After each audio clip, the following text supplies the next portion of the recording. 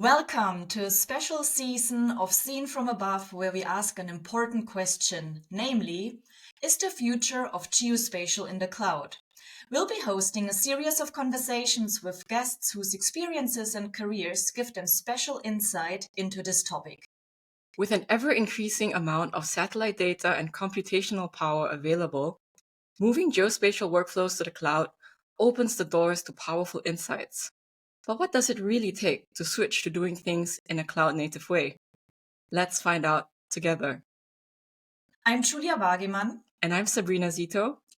And together, we are co-founders of Thrive Geo, a training and consulting company whose mission is to empower businesses and organizations to use geospatial and Earth observation data. Through this season, we hope that as a geospatial professional or as someone interested in Earth observation data, you'll get to know more about what the move to the cloud means for our industry and for your careers. Thanks for joining us. Welcome to Seen from Above, Season 15, Episode 2. In this episode, Julia Wagemann speaks with Brianna Pagán, Deputy Manager of the NASA Goddard Earth Sciences Data Information Center. In her current role, Brianna is responsible for orchestrating the transition to the cloud while managing various engineering, science, and data curation teams. She has also recently been appointed as an editorial board member of the Cloud-Native Geospatial Forum. In this conversation, Brianna shares about her career trajectory, her reflections on the intersection of technology, climate change, and social justice, why she believes that the future of geospatial is all about collaboration, and how the cloud is one piece of the puzzle. Brianna, hi, welcome to the podcast. Hi, thanks, Julia. Thanks so much for having me. I'm really excited. So, Brianna, you are a deputy manager at NASA of one of the 12 data centers at NASA. I would say you are one of the key figures at the moment enabling the transition to the cloud in the Earth observation industry. In your own words, why do we need a transition to the cloud? Yeah, thanks, Julia. And yeah, I want to say I appreciate the statement of being a key figure, but at the end of the day, I'm just looking at one of the 12 data centers, specifically the one based out of Goddard. So it's the Goddard Earth Sciences Data and Information Service Center, or GESDIS. And we're one of 12 data centers that are basically serving as what we call ourselves science enablers. We're people who are receiving satellite data, archiving it, and then distributing it to the public. With this cloud transition, I think there's two main reasons why we're here talking about it. And one of them is there's just been an explosion of data really in any sector, but especially when we think about the satellite industry, the way that technology has been progressing, we just have higher and higher resolution data, both spatial and temporally. And we're getting to a point where you can't really do science on a normal laptop anymore. So we really need centralized infrastructure, and the cloud in theory helps enable this sort of ability to be able to work with big data. And the second part is just accessibility, right? So we are also coming from the government side that we're having data that should be for the public good. And we want to ensure that people are actually able to access and work with the data.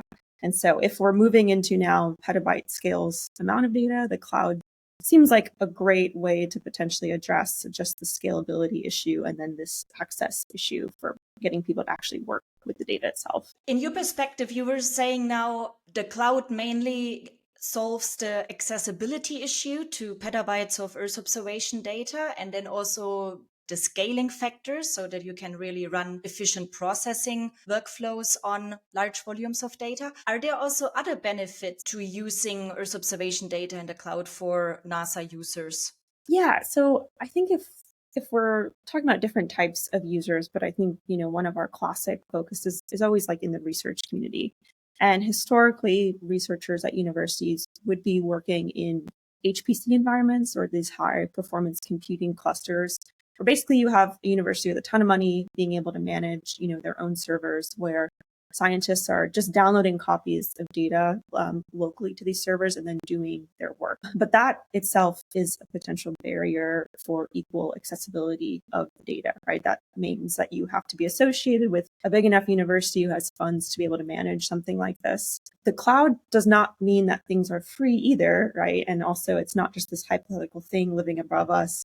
Like cloud is also mapping to somewhere the data is physically living. But the idea is having this centralized is that people don't need this very expensive, custom maintained local environment to be able to actually access the data. So I think the cloud is trying to also address this like accessibility issues in terms of like needing a ton of money or needing a ton of infrastructure before being able to actually do the science. There's more like practical considerations, like technology wise, and that this should also speed up things, right? Having more consistent data access patterns or newer geospatial data standards would also mean that people could do, petabyte scale modeling in a more unified, straightforward approach. I'd like to go one step back and ask you to tell us your story. So how did you end up working with geospatial data in the cloud or enabling this transition? Yeah, so I have a very like non-linear, maybe non-traditional, both education and like career trajectory. So I originally started off studying environmental science and civil engineering. I had a focus on hydrology. And a lot of my original research was doing really high resolution climate modeling for hydrological applications, focused on the Western US and water resource security in the future. And because of that, I got to work at places like Oak Ridge National Lab. And at the time, they had Titan, which was the fastest supercomputer at the time, which enabled this like really high resolution work to be able to happen. And it's sort of how I began learning how to code or trying to understand how to work in these sort of classic HPC environments. But I've always sort of went to grad school and worked on the side. So I've always had a foot, let's say, in the industry. And when I was doing my master's, I was working for a local water resource agency. And so I thought I was in a great position to be able to actually like bring my research into like a real world scenario of getting people to listen to the science. And we have these new fancy advanced models. But I got pretty like disenfranchised pretty early on. I think it's like a quote from Dr. Ayanna Elizabeth Johnson, where she also said she was tired of writing like obituaries to planet Earth. And that's sort of the feeling I was having is one, we've kind of known what was going to happen for a while. Yes, we're getting clever and more high resolution models, but it's not really like a science issue, especially in an area like Western US, which is very well studied in terms of water resource issues. And I felt like I was just going and not getting anywhere within water agencies. And this was like really a political matter, not a thing around the science. And when I was working at this water agency, we actually had a very real project of trying to implement what they call budget-based rate structure, which is essentially charging people charging people a rate for their water based on how much they should be using, which is a very nuanced question, especially if you think of like indoor water usage. But we decided to start easy and just focus on outdoor water usage. So like irrigation for grass lawns, for example, where we thought, okay, we have weather data, we have information that we could say whether or not someone was, let's say, overwatering their lawns. And the question was, okay, so how much green area is there in our service district? And that was like my first exposure to remote sensing. I heard this classic NDVI term and I said, oh, apparently there's this index that can tell you how green an area is. So I'm pretty sure we could deduce, how much green grass area there is. And a lot of the principles were overlapping with like already working with high resolution modeling in terms of like knowing different data formats or having to work with like a really large data set. And so then I sort of went full force into remote sensing and did my PhD specifically looking at plant stress from space. So using fluorescence to try to model transpiration.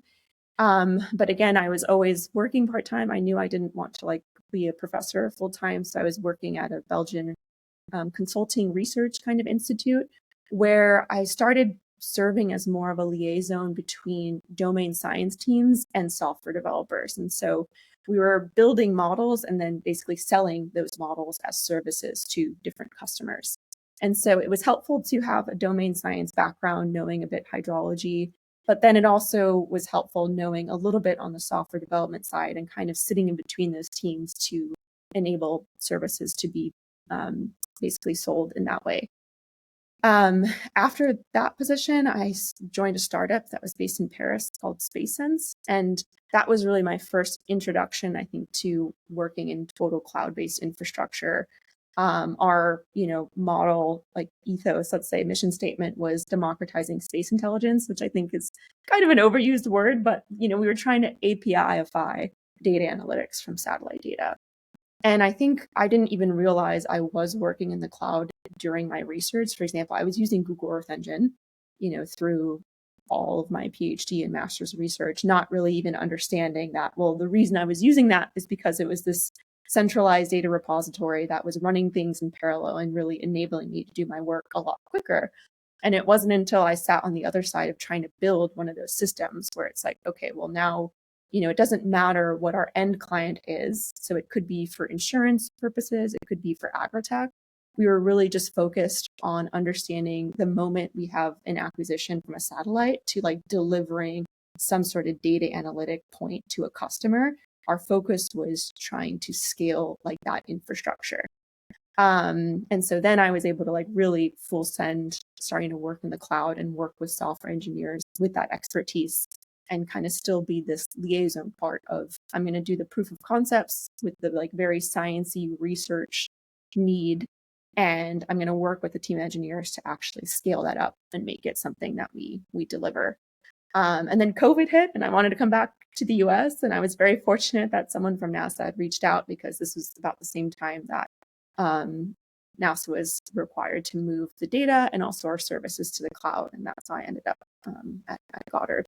Okay, thanks for sharing. So it sounds that basically you started from a very application focused approach, and your first jobs were really more on the application side, and now you work more on the infrastructure, technology, data provider side. Do you miss sometimes also more the applied focus, or you feel comfortable in the technology, data provider, infrastructure side?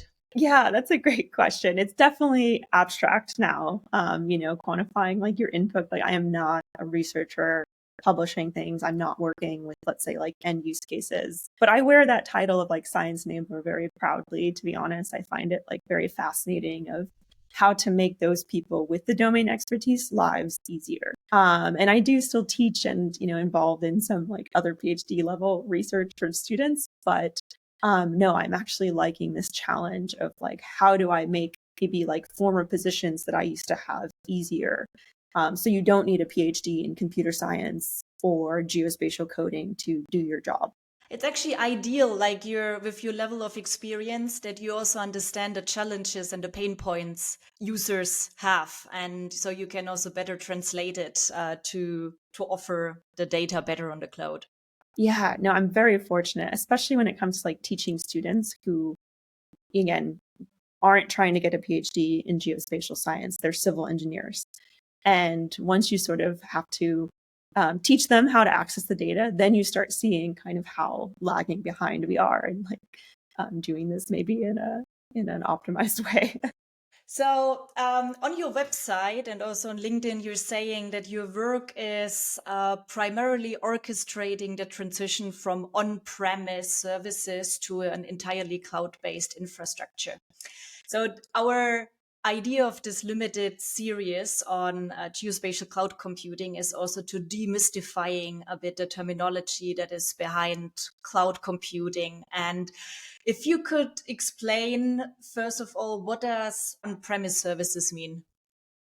Yeah, I agree. That is such an abstract term that I really didn't hear until joining NASA on like, what is this transition? So, I mean, on premise is just that like traditional IT infrastructure where there's like physical servers and your data is being physically stored like at your own facility. So if I'm at, working at one of the NASA facilities, like in a basement somewhere, there's some physical computer servers where the data is being sent and then the data is also being distributed out to the public. I mentioned earlier, like I work at one of the 12 data centers. So that means there's 12 different physical rooms where data is being stored and then distributed to the public. And so that's what we mean when we say on-prem or on-premise.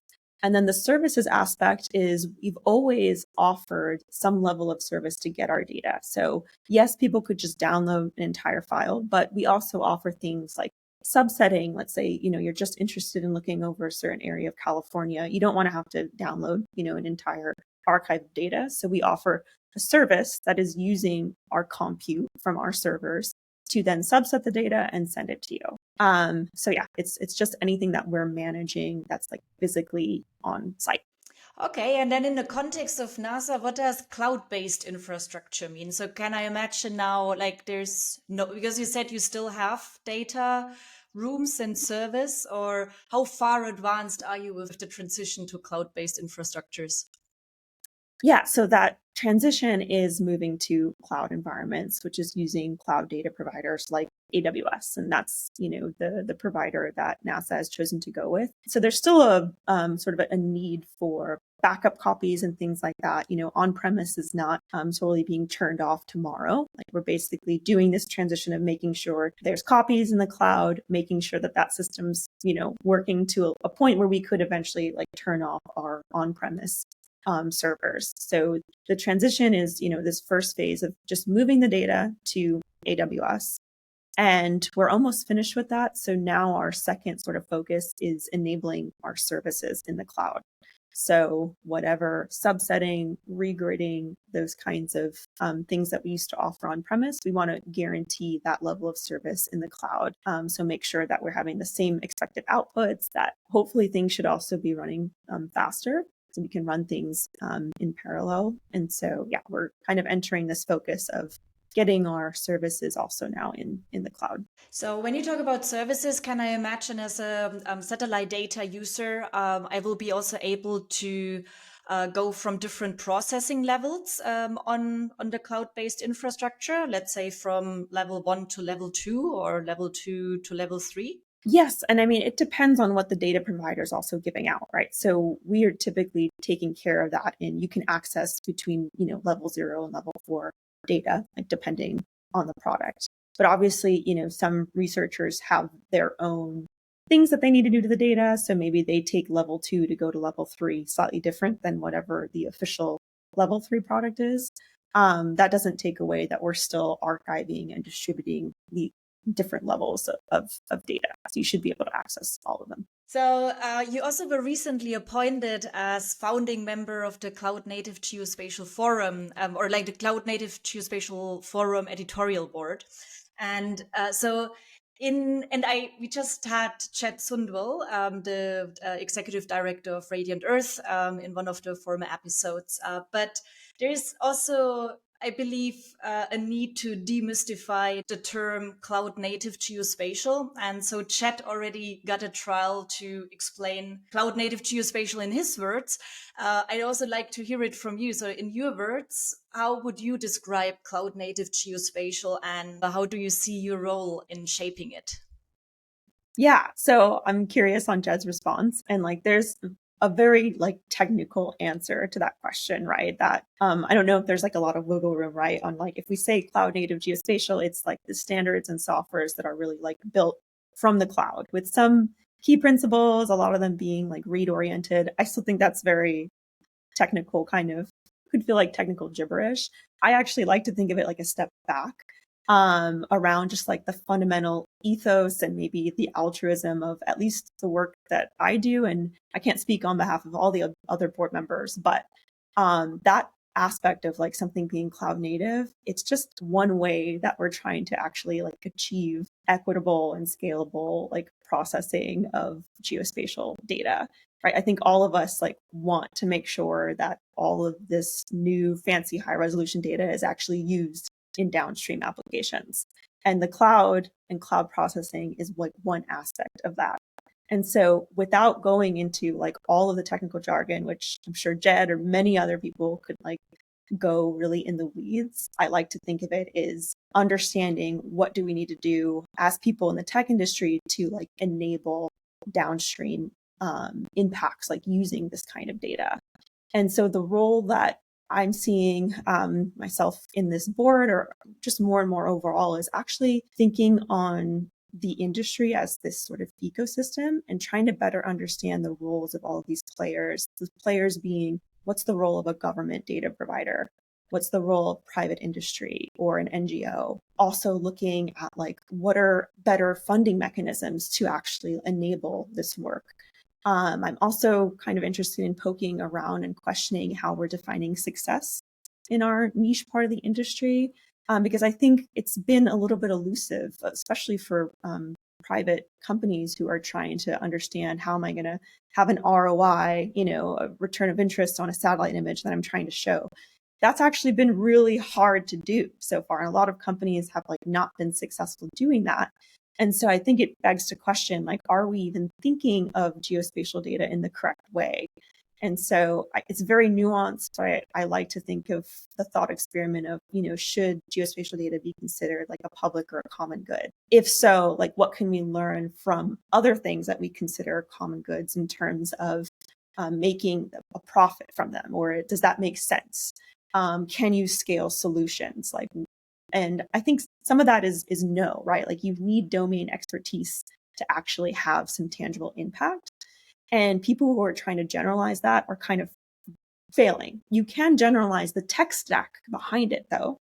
And that's where I think the focus of this cloud-native geospatial editorial board, I think that's where we're trying to get behind is, okay, up until the point of needing some domain expertise, how do we help get to that point of having enough standards? And I think I was probably included on a lot of these conversations for dealing with GeoZar, so trying to make a geospatial specification for ZAR, which is a specific type of cloud-native data file format. And we're really trying to learn from legacy data format issues. So what has or has not worked with the data formats that we've used.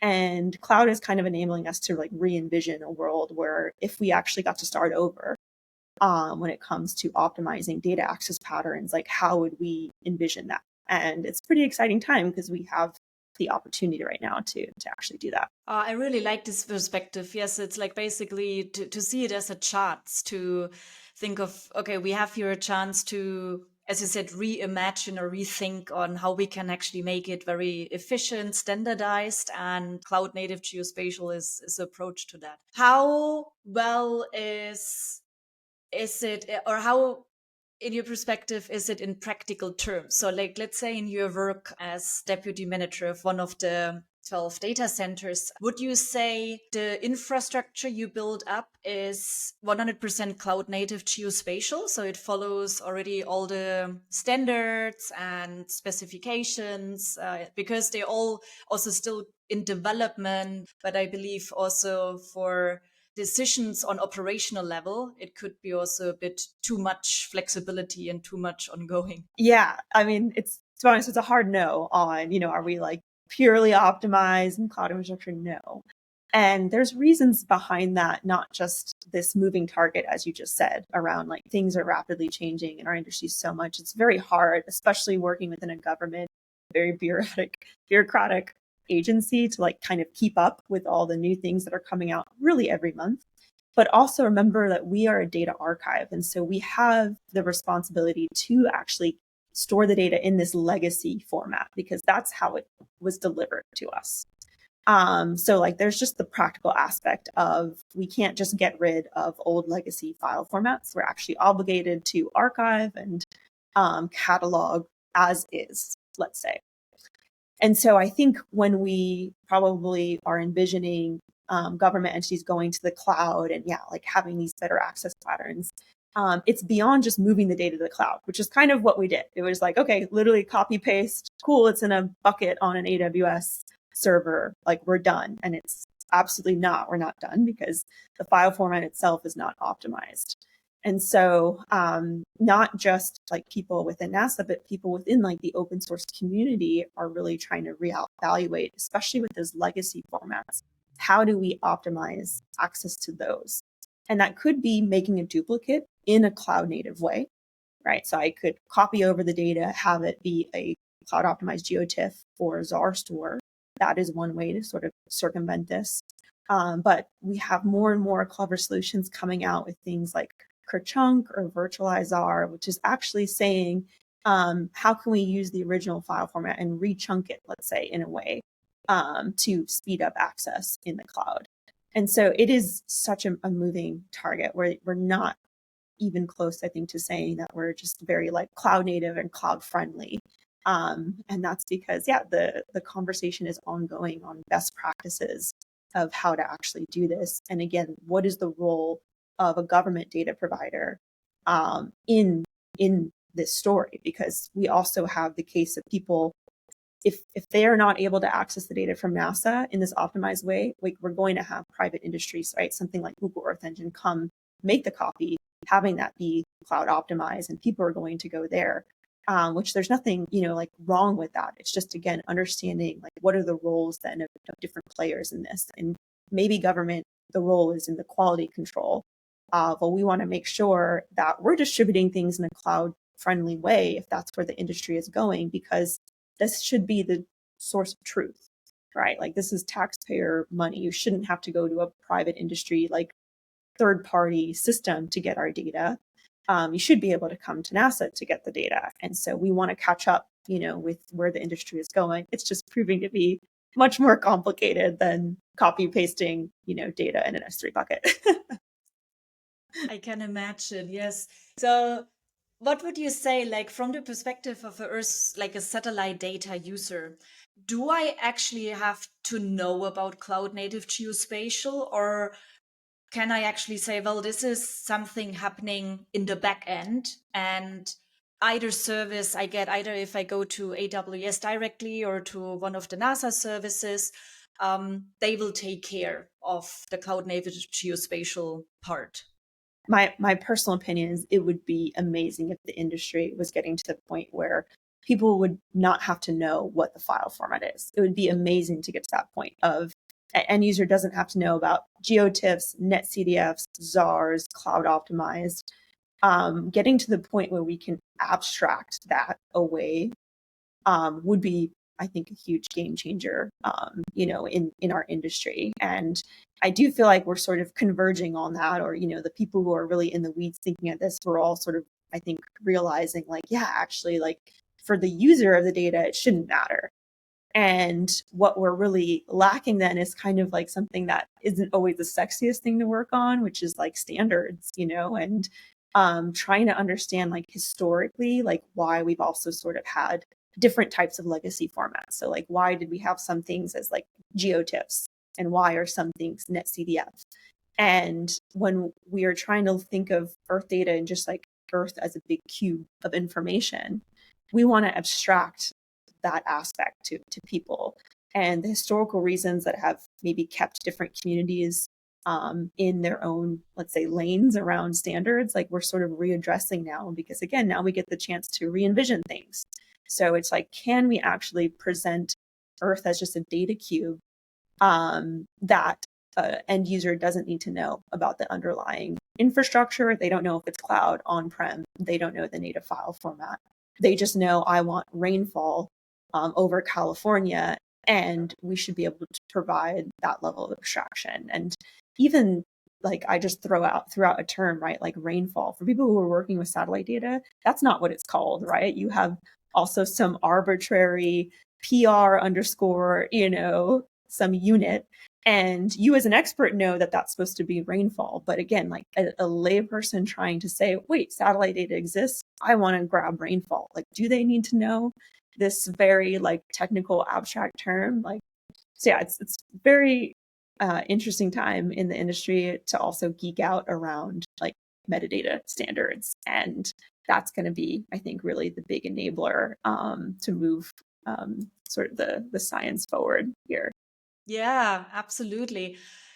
I'd like to know your perspective on, you understand a lot of details on migrating data to the cloud, and probably you would say cloud computing and geospatial data in the cloud is probably not a trend anymore because this is your day-to-day job. However, and please say if I'm wrong, however, I would say as like Earth observation data users, there is still a lot of users stay downloading gigabytes of data, and migrating and using the cloud is a challenge. And so what do you think holds people back to start migrating to the cloud and using cloud-based services?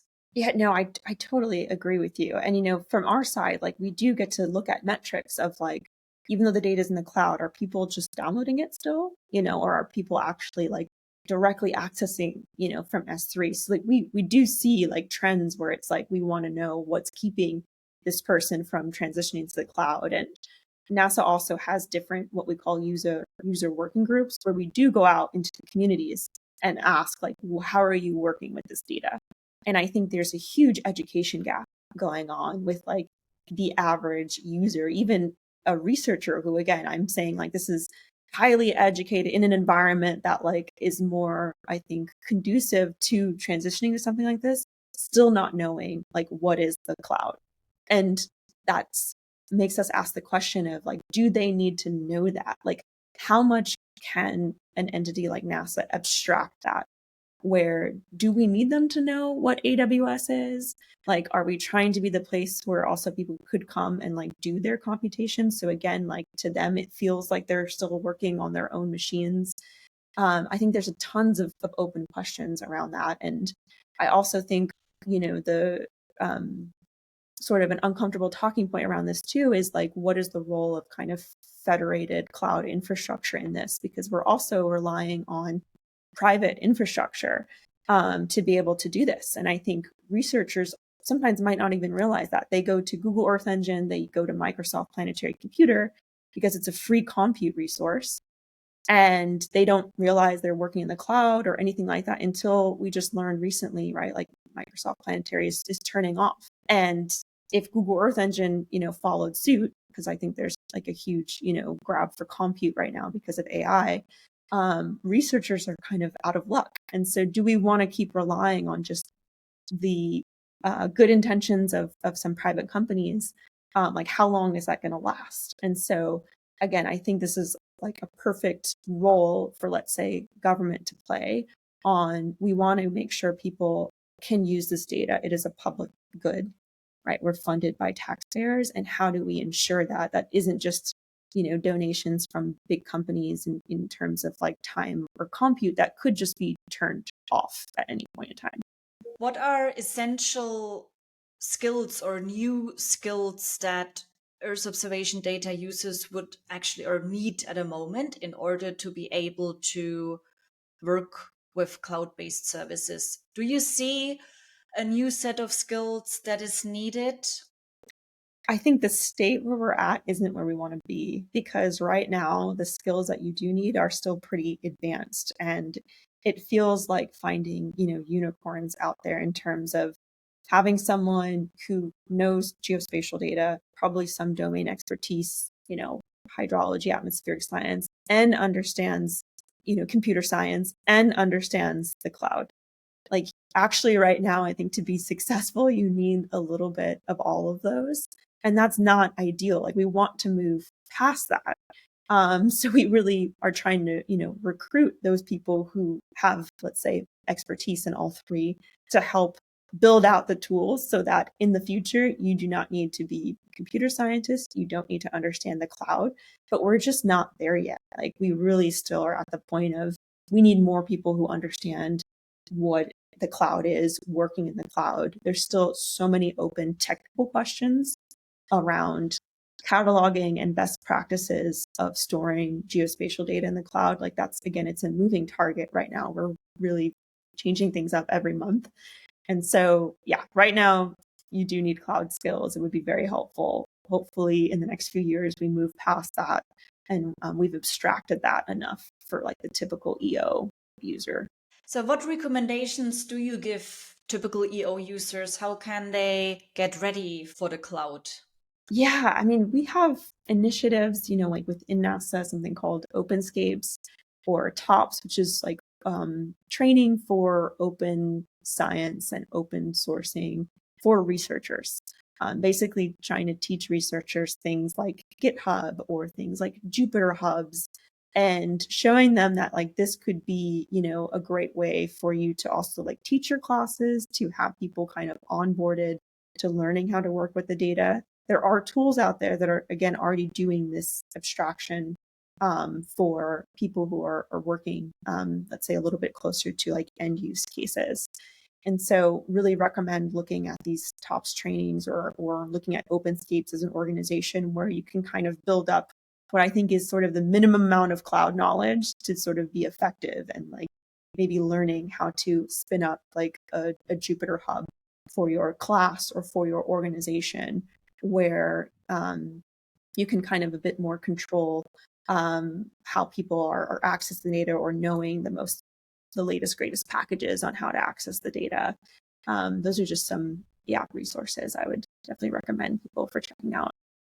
Yeah, I will also definitely make sure to add some links to the podcast description, so then people can check it out. Thanks for sharing. So you already mentioned before that you're also teaching courses at a university college.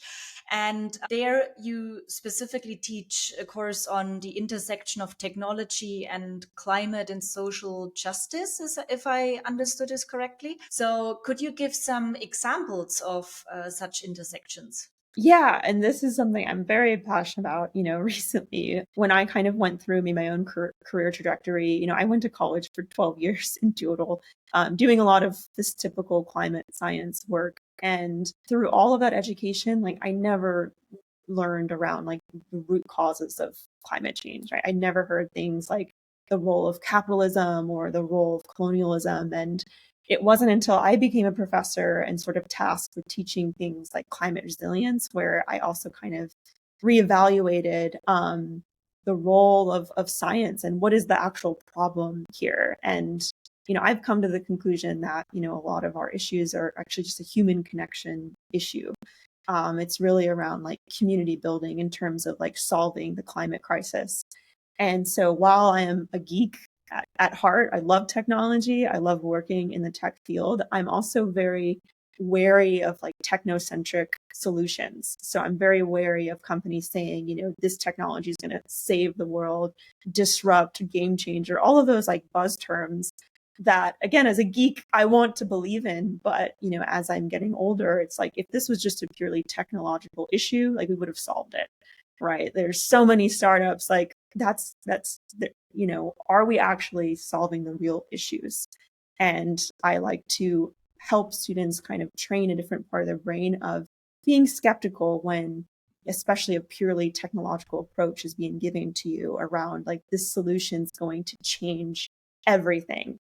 It is if it can integrate other aspects of being human, and it is not entirely in engineering right now. And so, just reevaluating even the buzz terms that we hear around like food, energy, water nexus, or earth system science as being a new science.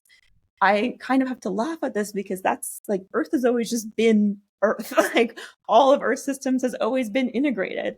It was a specific reductionist Western way of thinking that kind of siloed us into like hydrology and atmospheric science. And I think one of the reasons we do that is because, within capitalism, it's much easier to price a single tree than it is to try to understand an entire ecosystem. And so we're sort of relearning. And my frustration is that relearning is sometimes sold as innovation when it's like, that's just sort of ancient knowings, let's say, that we disregarded. And now we're kind of rebranding. And just, when I'm presented with some innovative tech, asking ourselves, is that rooted in a real solution, or is that rooted in scale, domination, profits, which is the real reason why we're in this mess as is.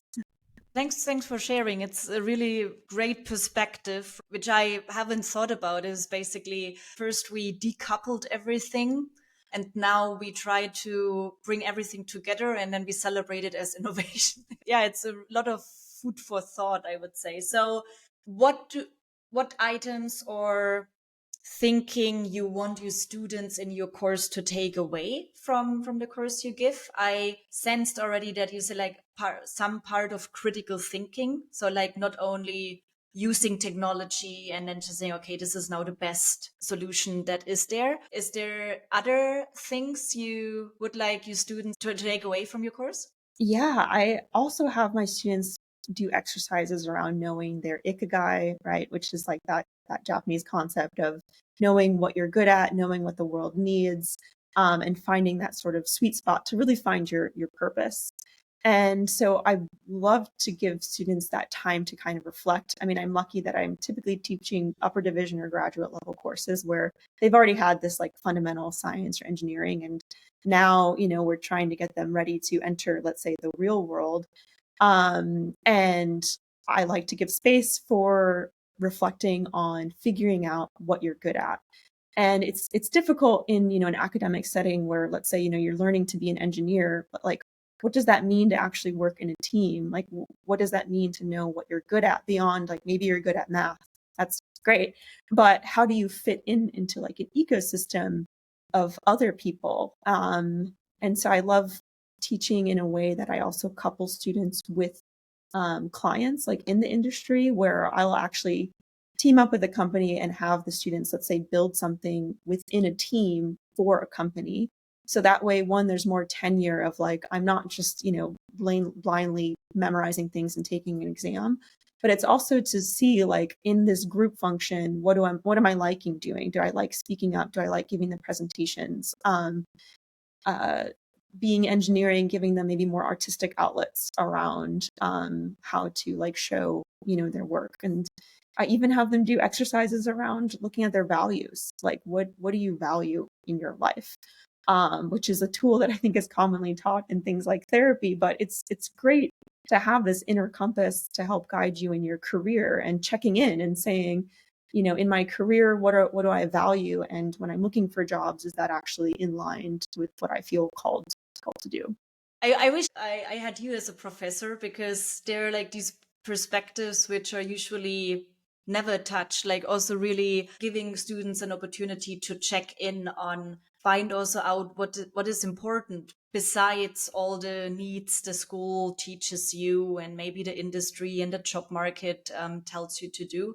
But important is also like you stay true to yourself, and you also know who you are and what's important to you. Great, thanks. As one of the last questions, I'd like to go back to the beginning and the topic of our limited series and ask you, if we look ahead and in 10 years down the road, is the future of geospatial in the cloud?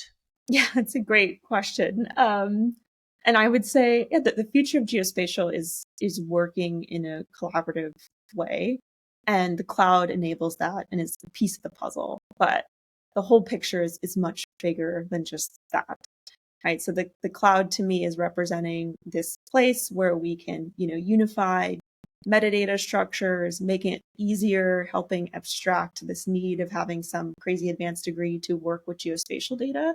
The cloud is just a piece of that. We still have bigger questions to sort of figure out, I think, as an industry on, are we actually meeting the needs that we say we want to, which is, maybe helping protect human life loss for climate, hazard events. How do we quantify that? I think a lot of those are bigger open questions. And yes, it's really fun to be a tech geek and trying to figure out how to optimize this in the cloud, but understanding that it is just a small piece to like this bigger conversation that we're trying to have and bigger impact that we're all trying to have in our careers. And so, yeah, really exciting time to re-envision things, and the cloud's giving us this chance to re-envision how things are done. But just a piece of the puzzle. So would you say the cloud, you would define it more like is an enabler that helps us to solve bigger problems in the future? Yes, it's a part of creating a more ecosystem, collaborative environment, and keeping us from being these, siloed, very like reductionist ways of thinking. And the cloud is an enabler for moving beyond that. Great. Thank you, Brianna, for sharing all your insights and experiences with us today. And thank you for your time. It was great to learn from you. Thanks so much, Julia. Great talking.